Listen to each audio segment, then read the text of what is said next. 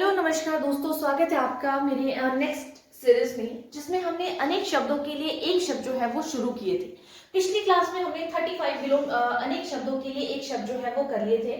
आज हम नेक्स्ट 35 जो है वो करने जा रहे हैं। तो हमारे आज का जो है पहला अनेक शब्दों के लिए एक शब्द रहेगा और ये किससे रिलेटेड है ये भी आप देख लेंगे। तो ये हम बात कर रहे हैं जितने भी हमारे पास जो है क्या कहेंगे इन्हें कि जितने भी जन्म लेने वाले जो शब्द हैं उनके बारे में हम आज इस क्लास में देखने जा रहे हैं कि कौन कौन से ऐसे शब्द हैं जो कि जन्म लेने से रिलेटेड जो है वो पूछे जाते हैं।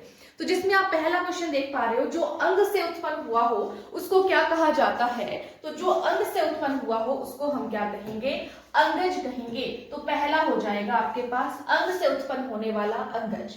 तो जिसका जन्म अंडे से हुआ हो उसको क्या कहा जाता है, अंडज कहा जाता है। और जिसका जन्म हुआ ही नहीं हो, आपको पता है अ का अर्थ क्या होता है, नहीं। तो जिसका जन्म ही नहीं हुआ हो उसको हम क्या कहेंगे, अजन्मा कहेंगे। नेक्स्ट क्वेश्चन है जिसका जन्म आगे हुआ हो। आगे का अर्थ क्या होता है, जिसने जन्म पहले लिया हो। मतलब एक होता है जिसका जन्म पहले हुआ हो, वो पहले वाला अलग है, ठीक है। यहाँ पे आगे के अर्थ में बड़े भाई और छोटे भाई के तौर पे हो रहा है तो उसे अग्रज बोलेंगे। और जिसका जन्म पीछे या फिर बाद में हुआ हो उसको अनुज कहा जाता है।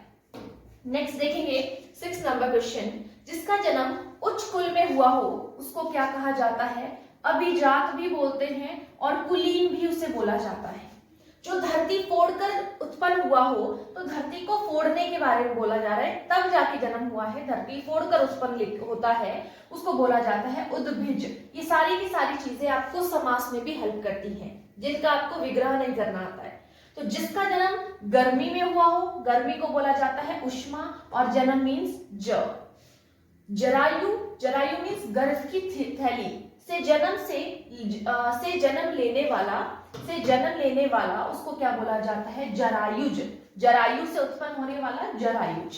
नेक्स्ट है जल में उत्पन्न होने वाला, जो जल में उत्पन्न होता है उसे क्या कहा जाता है, जलज बोला जाता है। 2 बार जन्म लेने वाले को क्या कहा जाता है, द्विज बोला जाता है। द्विज देखेंगे, अगर हम पर्यायवाची के बारे में बात करें या अनेक शब्दों के लिए एक शब्द के बारे में बात करें तो द्विज जो है वो पक्षी को भी बोला जाता है, ये भी आप याद रखेंगे। तो जो 2 बार जन्म लेता है उसको भी हम द्विज बोलते हैं। जिसका जन्म द्वीप पर हुआ हो उसको क्या कहेंगे, द्वैपायन बोलेंगे। जिसका जन्म द्वीप पर हुआ हो। और जिसका जन्म अभी अभी हुआ हो उसको क्या कहा जाता है, नवजात या फिर सद्यजात बोला जाता है उसे। और जिसका जन्म नीर मीन्स पानी से हुआ हो उसको क्या बोला जाएगा, नीरज बोला जाएगा। जिसका जन्म शरीर से हुआ हो, शरीर को बोलेंगे पिंड और साथ में ज यानी कि जन्म हुआ हो। नेक्स्ट क्वेश्चन है जिसका जन्म पहले हुआ हो। पीछे मैंने आपको बताया था कि जिसका जन्म आगे हुआ है अग्रज, पीछे हुआ है अनुज, और जिसका जन्म पहले हुआ हो उसको हम कहते हैं पूर्वज, कि इन्होंने पहले जन्म लिया है। कीचड़ में जन्म लेने वाला या कीचड़ से उत्पन्न होने वाले को क्या कहा जाता है, कीचड़ मीन्स पंख और ज मीन्स जन्म लेने वाला। तो जो भूमि से उत्पन्न हुआ हो, एक है भूमि फोड़कर जन्म लेने वाला, और यहाँ पर भूमि से उत्पन्न होने वाले को कहेंगे भूमिज बोला जाता है। जिसकी उत्पत्ति जड़ से हो उसको क्या कहा जाता है, जड़ मीन्स मूल और ज उत्पत्ति जन्म। जोड़े के रूप में उत्पन्न होने वाला, जोड़े का अर्थ हुआ युग्म। आपने सुना होगा कि ये इसका युग्म है कि नहीं, जोड़ा, तो जोड़े के लिए युग्मज बोलेंगे हम। जो सरों में जन्मता हो, सर मीन्स जो तालाब होते हैं उसके बारे में बात हो रही है, जो सरों में जन्मता हो उसे क्या कहा जाता है, उसे कहा जाता है सरसिज बोला जाता है उसे। तो ध्यान रखेंगे यहाँ पे हमने कमल के बहुत से पर्यायवाची डिस्कस किए, जिसमें कमल जो कीचड़ में जन्म लेता है वो भी कमल होता है। नीरज जो जल से उत्पन्न होने वाला है, नीर से उत्पन्न होने वाला है, जल से उत्पन्न होने वाला है, सरों में जन्म लेने वाला या सरों से उत्पन्न होने वाला, ये सारे क्या है, कमल के पर्यायवाची हैं। नेक्स्ट आ जाते हैं जो पसीने से उत्पन्न हुआ हो, पसीने को कहा जाता है स्वेद, यानी कि स्वेदज बोलेंगे हम उसे, जो स्वेद से जन्म लेने वाला है।